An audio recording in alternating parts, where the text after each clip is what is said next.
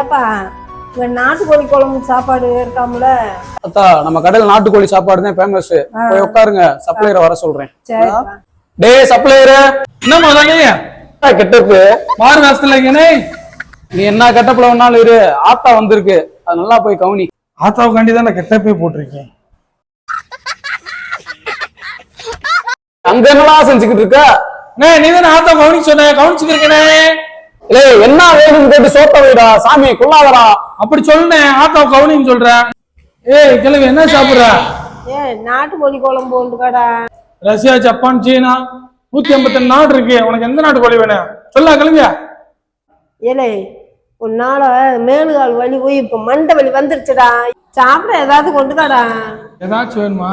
போய் ஒரிஜினல் நாட்டுக்கோழி. ஆத்தா என்னங்கடா? ஒரிஜினல் நாட்டுக்கோழி.